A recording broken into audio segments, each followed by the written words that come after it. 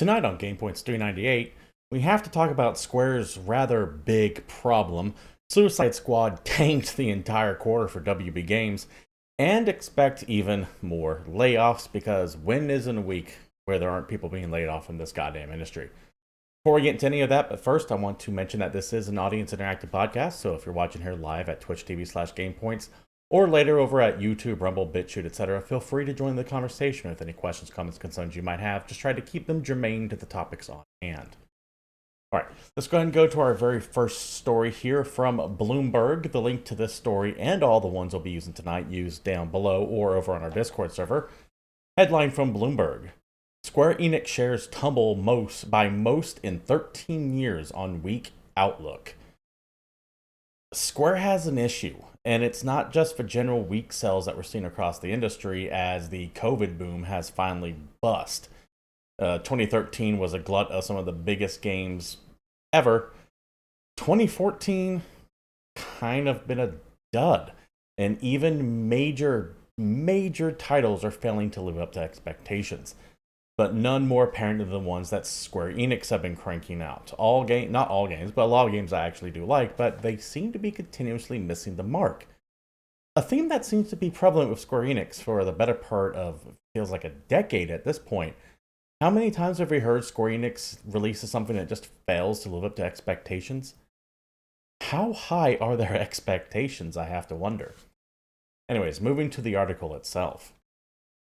Shares of Square Enix Holdings Company tumbled 16% in their biggest decline in 13 years after its president said sales of recent big budget games disappointed and that it would take years for a recent reorganization to bear fruit.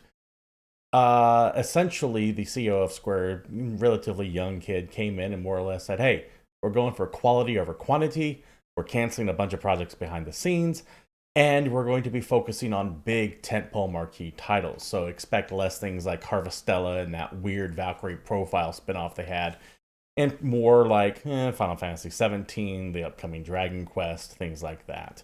They're going to probably be sticking to the big names and putting all their focuses. Sales of Final Fantasy VII Rebirth and Final Fantasy XVI and Foam Stars, all released exclusively for Sony Group Corp's PlayStation in the previous fiscal year, fell short of the gaming publisher's expectations in both revenue and profit. The company now expects to earn an operating income of 40 billion yen this year, widely missing the average analyst estimates of 57 billion. Almost a third reduction. That is huge. Its sales and dividend outlook also fell short of expectations. That is the death knell for any kind of Sony exclusivity from Square, by the way. I'm not even talking timed exclusives like Final Fantasy VII Remake was, where it was a year before it showed up on PC. I fully expect every Square game not currently already tied to a negotiated contract with exclusivity to be multi-platform day and date. Square cannot afford to keep their games only on one console anymore, no matter how much Sony pays them. Or Sony has to just, I guess, pay them such an obscene amount it doesn't make the deal worth it anymore. The days of console loyalty are quickly fading. Far more for Xbox than Sony. Xbox console sales are in the gutter right now. I think they sold 800,000 units as last year compared to Sony's 5 million or so, if the numbers I read are to be believed. Could be wrong on that. I did kind of just read them very quickly, but I believe that was it. That is pathetic. Both consoles are just taking a bad beating right now, and the Switch faring none too better right now either, as everyone realizes it's a 9-year-old console, and the Switch 2 is probably months away. I'd expect this time next year we would have it in our hands.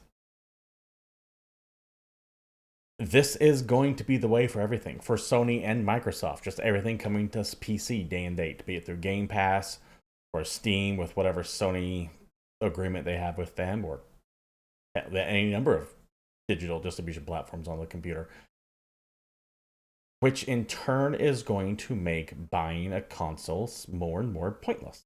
But I am not here to fan the flames of console war, PC master race fandom. I'm here to just talk about Square at the moment. Back to the article. Hiru, 48, he's the CEO of Square Enix. That's right, the CEO of Square Enix is 48 years old. That is extremely young. going on. Has overhauled the company's structure around big budget games while scrapping many mobile and console games under development to focus on quality over quantity. The publisher is also departing from its practice of releasing its top tier games first on PlayStation and make them available to as many platforms as possible, including Nintendo, Microsoft, and PC, Hiru said. But it'll take such time for efforts to translate into sales, he also said. So they have nothing in the pipe. There's Dragon Quest, yes, we know that is coming. But what else is on the horizon? Final Fantasy remake, the third one in that trilogy, 4 years from now. Final Fantasy 17 hasn't even been officially announced yet, and we all know how long those games take to develop. They've trimmed away all the fat, all these weird middle tier to C tier games, they're all gone. Their mobile efforts have been purged. He is saying don't expect anything from Square Enix for months, years. It could be a while before they actually get back on their feet. So I can see why their stock would have tumbled so far. It's not just the lack of delivering sales expectations, but it's the lack of any future. Now, once they date Dragon Quest 12, I believe, is the next one coming up. I'm not a big Dragon Quest guy. Then, yeah, I expect their stock to shoot up because Dragon Quest is such a juggernaut of a franchise that, yeah, that thing's just going to print money. But they're in trouble. They're in big, big trouble. And they have had failure after failure after failure. And when even your tentpole franchises, Final Fantasy 16, Final Fantasy 7 Rebirth, aren't meeting sales expectations, that's rough. The only other major game I could think of that they have announced is the finale of the Final Fantasy VII Remake trilogy. And sales of that are inherently capped because it's a continuous story. You're not going to sell more copies of Rebirth or whatever the third game are going to be than how many copies of Rebirth sold. And you're not going to sell more copies of Rebirth than you sold of Remake. You don't just start suddenly adding on players as you go through a trilogy, typically. Because people are invested in the plot and the story. They don't want to jump in halfway through the season. You're going to be typically capped at however many you sold in that first game. Rare will it go up above that flashlight, by the way. You're limiting your audience when you do games like this. And I totally get it. Sometimes you just have to. Mass Effect, a good example of that. You had to take the chance that people are going to keep playing it, that the first one's going to sell well enough that you can bring back that audience for the second one and then the third one. But the idea that you're going to be gaining players through a trilogy, that's just foolish. And if the second game already failed to meet expectations, what's the third game going to do? We have no idea. Finishing up the article here, Square's mobile games have also been struggling, with many games shut down a little over a year due to poor sales. To quote Kiru, our winning formula is no longer effective. Time for us to take a long look and adjust the course. It's good that they're admitting there is a problem. That's the first step to fixing it, is understanding you have a goddamn problem. And Square has had a problem when it comes to moving their stuff. Now, what's especially frustrating is that I like Final Fantasy 16 a lot. It's one of my favorites since 10.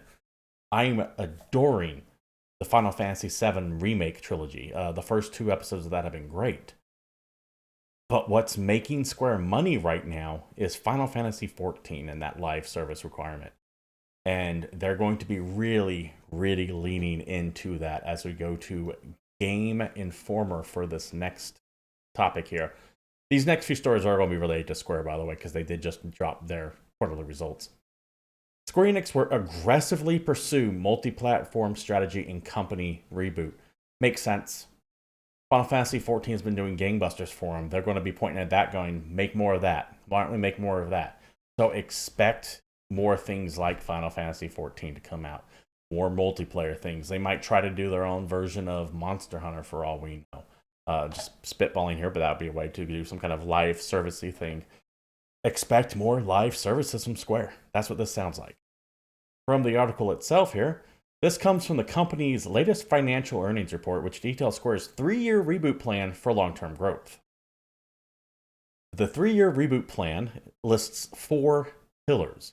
Pillar 1, Enhance productivity by optimizing development footprint and digital entertainment segment. 2. Diversify earnings opportunities by strengthening customer contact points. 3. Roll out initiatives to create additional foundational stability. 4. Strike a balance between shareholder return and growth in investment when allocating capital. Let me break down what those 4 pillars mean outside of corporate speak bullshit. Number 1, enhance productivity by optimizing development footprint in digital entertainment segment. Layoffs. Cut the fat. Get rid of people who aren't producing. Optimize your productivity. Productivity is a way of saying cut wherever you can. 2. Diversify earning opportunities by strengthening customer contact points. Well, that's actually twofold. 1, multi-platform. Put it on. Don't just put it on PlayStation. Put it on PC. Put it on Xbox. Put it on Switch. Put it on the goddamn phone if you must. There's an addendum to that, though. This is where the second part of it comes in. In-game shops, microtransactions, battle passes, any extra step to connect you as a company to you as a consumer. That's what they mean by contact points. Put in as many ways for people to buy either the game or things from the game as they can. 3. Roll out initiatives to create additional foundational stability. Live services. Reoccurring spending. Things that they can count on to continuously grow the company. 4. Strike a balance between shareholder return and growth investment when allocating capital. No more mid-tier risky projects. No more Harvestella, no more Valkyrie Profile, no more mid-range games that aren't going to sell more than 1 million copies. Big, proven, tentpole IPs and expand on those. Put them out quicker, put them out faster. Take all those resources we're wasting on, like Stranger in Paradise. Admittedly, that was Team Ninja. I understand that. But Square's still involved in that stuff to a degree. Or the other games that I was mentioning, and take those resources and throw them into more Dragon Quest, more Final Fantasy. Dragon Quest and Final Fantasy. You're going to be seeing a myriad of spin-offs and upgrades and DLCs and remakes of those 2 franchises over and over and over again. They're going to become Final Fantasy and Dragon Quest content mills as if they weren't already. So expect more of that. Taking risks? Not in this economy. You stick with what you goddamn know. That's what that means. And to go back to that first point about optimization, well, we go to Video Game Chronicle. Square Enix confirms US and Europe layoffs as part of restructuring. According to the people who were in attendance, Square Enix president Takashi Kiru said that both the company's American and European arms would be hit with layoffs, which will happen over the course of the next month. The scale of the layoffs wasn't shared, but it was told that people working in publishing, IT, and Square Enix's collective indie games division were predominantly affected. 3 things you could typically cut fat off. And as far as Square Enix's collective indie games division goes, I'd expect that whole thing to get wiped the hell out. Maybe a token force left behind to see if something catches someone's eye somewhere, but that's going to get purged and purged hard. Those impacted will be informed next week, staff were told. In the UK, employees will enter a 1-month consultancy period as per local enforcement law, while the US-based staff could leave their roles before June. I would expect these layoffs to be officially announced, including numbers possibly as early as next week. Square's got a problem. Square has had a problem for quite a while, and it feels weird to say that because, like I was mentioning earlier, I've loved their recent big releases, Final Fantasy 16, the Rebirth and Remake games. But they really have a budget issue. They can't seem to make anything profitable. They're spending so much money that they are not able to maintain a budget. They just blow through it all. They have to sell 10 or 20 million copies of something to recoup the losses that it took on it. And we just ain't in that kind of market right now. I'm sorry. The big, massive scaled RPG is is not drawing in as many eyes as it used to. Now I can hear people screaming Baldur's Gate 3 and Fallout's resurgence right now. Baldur's Gate 3 was a game that took, what, 4 or 5 years to make by only one studio working only on that one game. And they really used the basis of a previous game, Divinity, to create it. And it took forever. Larian is also built differently. They are their own entity who can kind of get away with things major corporations can't. To their credit, to be fair. Square can't do that. Square employs way more people. They have places spread out all across the world that they have to communicate with it. They are too big for their own good. And I do believe that Square itself is on the chopping block when it comes to either getting bought up. I don't think they're going to go away, to be clear. But I do think it is within the realm of possibility that they get bought. And it doesn't have to be from Sony or Microsoft. It could be from like Google, Tencent. One of them could buy Square. Maybe not Tencent, given the tensions between the historical tensions between China and Japan, but something like that could very well happen. And this is not new. Square's issues have been running for a very, very long while now. They never seem to be able to make a profit anymore, it seems.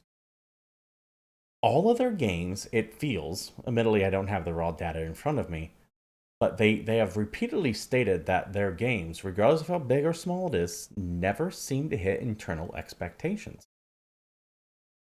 How? Are your internal expectations so out of alignment with reality? Are you spending way too much on marketing or making the game and they're not relaying that to the salespeople? How are you so consistently off with every estimate? There is something rotten at the center of Square. It seems like this new CEO seems to know what's up with that, and he is making whatever changes he needs to. And I don't think long-term Square fans are going to enjoy what this company looks like in 5 years. But there are also changes that need to happen if Square wants to continue operating as an independent entity, because I don't think they're going to survive without them. And I hate saying that. Anyways, let me know what you all think about the future of Square down below. What's the last Square game that you all really enjoyed? For me, they've been relatively recent, but I know for some people, Square's golden age is long, long behind us, and you're probably right. Moving on to the next topic here, we keep on Video Game Chronicle. Warner Brothers CEO says disappointing Suicide Squad release overshadowed its overall studio financials. How bad do you have to mess up to wipe out your entire studio's financials? And this is going to get worse. CEO and president of Warner Brothers Discovery had singled out Suicide Squad Kill the Justice League as the reason for the underwhelming Q1 results for its entire studio's division. During a financial presentation, David Zaslav said the studio's division, which includes Warner Brothers Pictures, DC, Warner Brothers Television Group, Warner Brothers Games, and New Line Cinema, saw a decrease in revenues compared to the previous year. That's right. Suicide Squad Kill the Justice League was so underperforming that it brought down the revenues of WB Pictures, all of DC, all of WB's television groups, all of their game companies, and New Line Cinema itself. Damn, that is. I'm shocked we haven't heard Rocksteady closing down yet. In fact, probably will before the end of the year. Zaslav said this was mainly due to the difference between the successful release of Hogwarts Legacy last year and the disappointing release of Suicide Squad game. That is a fair point. Hogwarts Legacy did gangbusters this time last year. Suicide Squad did nothing. And companies compare their months compared to how well it was last year. So when you compare how well Hogwarts Legacy did, I would say even surpassing expectations, and then you take Suicide Squad and you go, well, it needs to at least hit what that did to have a successful quarter, and it did what that game actually did. Yeah, you're right. You're writing the whole company down a little bit because of it. Zaslav's comments were later echoed by Warner Brothers Discovery. Oh, where am I at? There we go.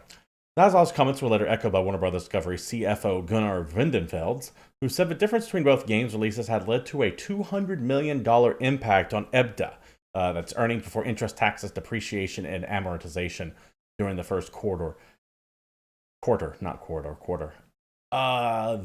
is a huge drop in expected revenue. First of all, expected earnings. Additionally, this is going to have a knock-on effect for the rest of the year.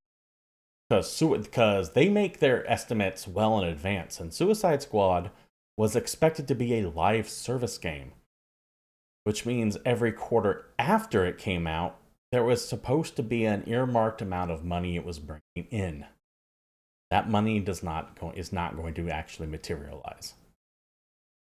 So Suicide Squad is going to be the gift that keeps on giving when it comes to just hammering WB's bottom line over and over and over again for the entire year. More so than the failure of the game itself will be the failure of its inability to actually launch its season pass.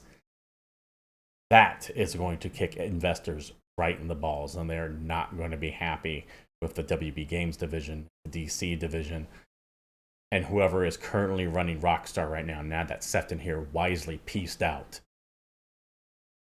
That company is going to get decimated due to this. And you can say it's their fault or not. I'm not one to say that developers are ever completely blameless in this stuff, because I get that a lot of times they might be forced, quote unquote, to put things into the games that people don't want. But you still made it. I'm not saying you're necessarily entirely responsible, but I don't necessarily wave away all of their responsibility either. The game itself is still mediocre for how long it took to actually crank out. I don't want anyone necessarily to lose their jobs, but in the case of Rocksteady, I've seen far less deserving companies get purged. Once again, I'm not saying I want them to go away.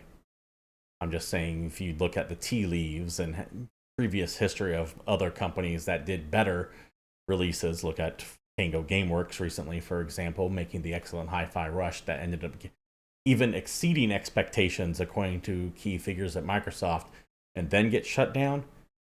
I'd be very, very concerned if I was working at Rocksteady, as well as Ninja Theory. I think it's Ninja Theory. Who was making Hellblade? Ninja Theory? Yeah, Ninja Theory. I'm getting confused with Team Ninja from Final Fantasy Stranger Paradise earlier. I'd be very nervous about Ninja Theory as well, because there's no way Hellblade 2 is going to sell the numbers that it's needed to keep you alive. It is going to be rough. Moving on, as we kind of talk about some Microsoft games there for a little bit, let's go to Eurogamer. Bethesda trademark offers Doom hint as suggestions of an imminent reveal, swirls. A trademark for what looks to be a new Doom game has resurfaced after originally being filed by Bethesda back in January, as suggestion of a reveal in a few weeks' time now, swirls. The pending trademark in the US is filed as IDKFA, a well-known cheat code used in the Doom series. The original game, I believe, turning God mode on. This isn't the first we've heard of a new Doom game being in development. A project referred to as Doom Year Zero was named in a release schedule accidentally shelved by Microsoft late last year. In documents pertaining to Activision Blizzard FTC court case, that's right, back when they were being sued by the FTC, we got a whole bunch of information of potentially upcoming games, including Doom Year Zero. That document also included Ghostwire 2 and a Dishonored sequel. Probably aren't going to be happening anymore given the purges at both of those studios.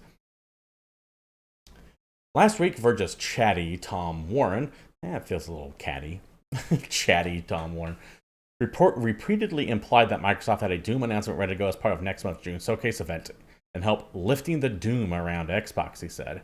Eurogamer has heard similar. Makes sense. The first of the rebooted Doom games was in 2016. 4 years later in 2020, you had Doom Eternal. You all remember the memes of Animal Crossing, Doom Eternal, and the certain thing keeping people in their homes for the better part of a year that I can't say on YouTube lest I get deranked. 2024, once again, 4 years. I expect a new Doom, and I expect it this year, actually. I think they'll do that really smart thing where they announce it in June, and that's coming out in November, with the potential of getting delayed till next year, but we'll see. I am looking forward to a new Doom. I hope it's going to happen. And those showcases, by the way, the Xbox One happening in the middle of June, June 14th, I think. No, that's today, maybe June. It's second week of June, I believe. There's a rumored PlayStation 1 happening by the end of this month. You have a Nintendo one you'd expect around then, Keighley Summer Games Fest. We're going to get a glut of information here in video game space. Looking forward to it, because I'm kind of scraping the bottom on some things. Scraping the bottle. Scraping the barrel. The bottom of the barrel is what I meant to say. Moving on to the next topic here from GameInformer.biz, or GameIndustry.biz rather.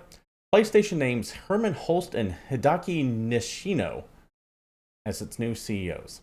They will be taken over from Jim Ryan, who pieced out of the studio last year, or was it earlier this year? He's gone either way, and it was being run by an interim CEO, Hiroki Totoki.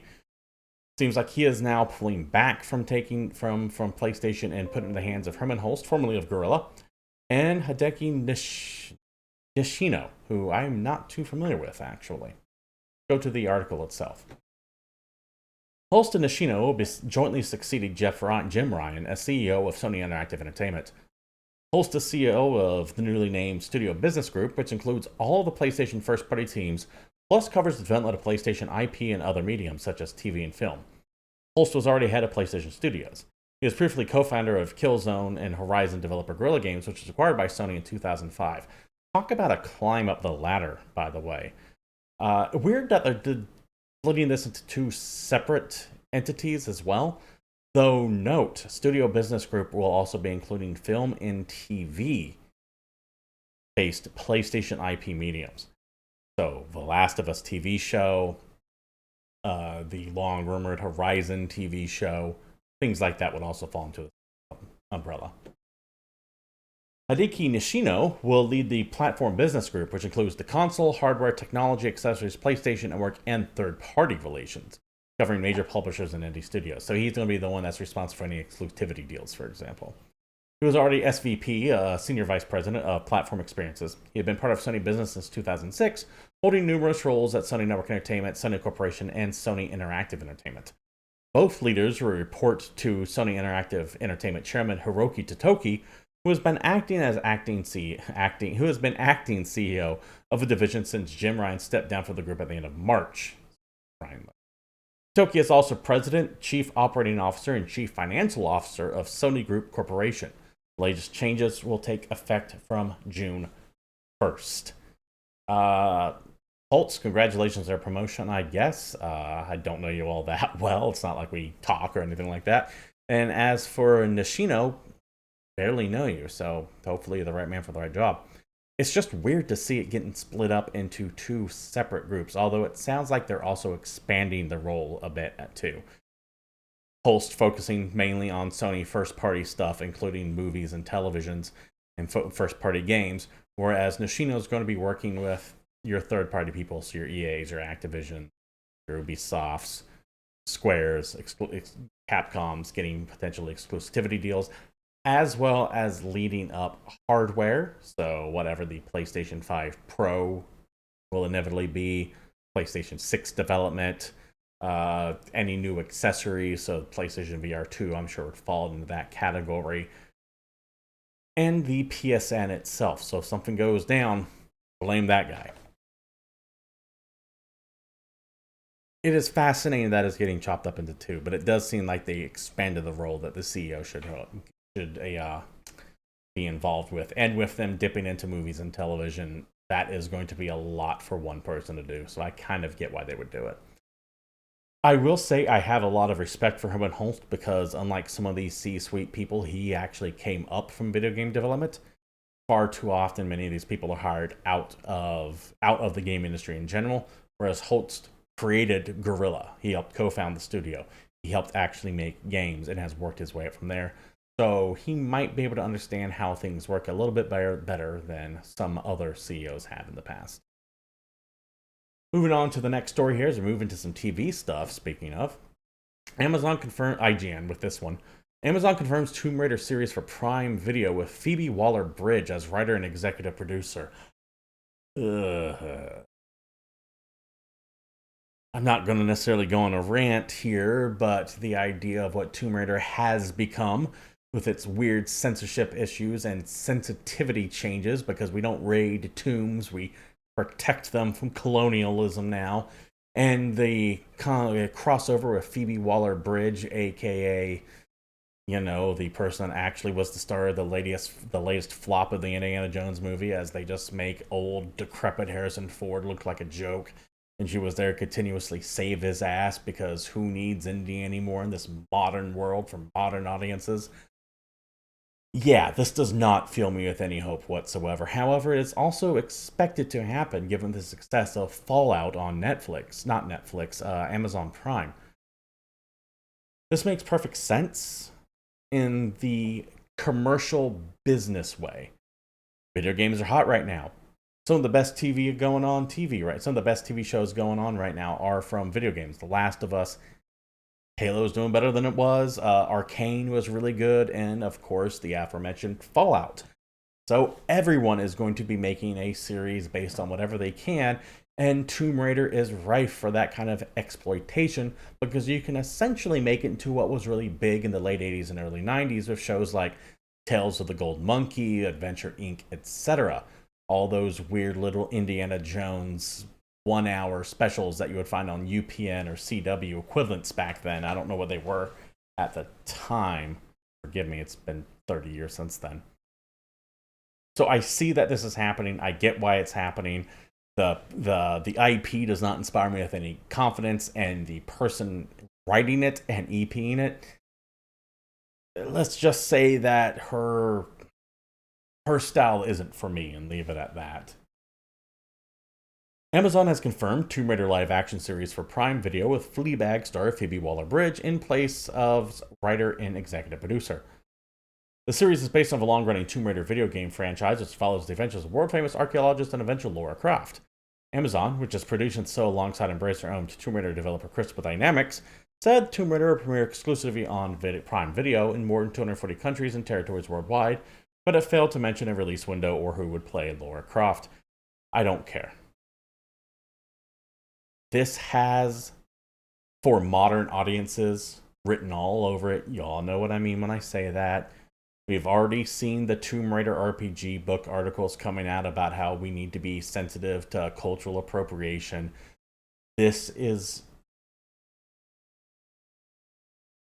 I'm sure that this is going to be for someone. I am positive that this is not going to be for me. And I will ridicule and mock it, and I hope that you, if you enjoy it, like it. Why do you care what I think about it? What I think about it is that it's going to be, this has dumpster fire written all over it, but hey, if you enjoy it, knock yourself out. And we'll see who ends up winning in the marketplace of ideals. Not to get all libertarian on you, but that's how this is supposed to work.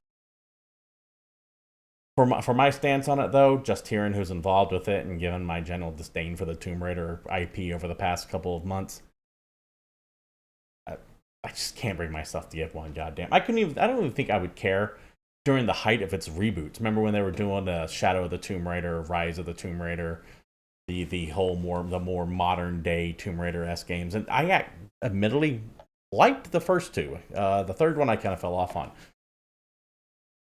I just don't have hope for this franchise, and it really does feel like its time has come and gone. They keep trying to make this into something that it's... They keep trying to make this into more than what it is. And they keep falling on their face because of it. And of course, for our last story, it wouldn't be 1 week that goes by without at least some layoffs. A game developer here as CL Game, or CI. I think that's CL Games. The Lords of the Fallen people. CI Games and sanctions another 30 layoffs and final targeted round of redundancies. Redundancy, of course, being corpo speak for getting fired. Lords of the Fallen developer CL Games developed its best year in terms of revenue, but is now laying off another 30 workers, having previously laid off 10% of its workforce in January. The company confirmed the news in a statement sent to game developer, and it explained the layoffs represent a, quote, final targeted round of redundancy. It said the cuts are part of the business optimization program it started earlier in the year. This restructure affects approximately 30 roles across production and will help ensure maximum efficiency when developing strategic priorities going forward. Now, why am I ending on that sentence? This restructure affects approximately 30 roles across productions and will ensure maximum efficiency in delivering strategic priorities going forward. Remember this article from Square earlier? Enhance productivity by optimizing development footprint with digital entertainment segment. Boy, those two sound awful close together, don't they? Corpo speak. Learn it. Learn to hate it, but learn it, because it'll let you cut through the bullshit every time. And on that final note, we are going to go ahead and wrap things up here. This has been GamePoints episode 398, and thank you all for showing up. I do stream this live every Tuesday at 8 p.m. Pacific Standard Time right here at twitch.tv/GamePoints. I look forward to you dropping by and saying hi. Can't join us live, I do put the show up on YouTube, BitChute, Rumble, etc. You can join our Discord group, link provided down there, to be part of the greater GamePoints community. We can come and talk about various gaming news, as well as catch me streaming throughout the week right here at twitch.tv/GamePoints. Follow me on X at CapitalistPig21, and of course, catch me streaming a variety of things throughout the week. If you like what you saw here, and you want to support the stream, you know what streamers want. Likes, bits, follow, share, subs, comments, join the Discord, go to Twitch and follow there. You've been on the internet long enough, you know what we all want. Thank you all for showing up. This has been GamePoints. Until next week, I'm out of here.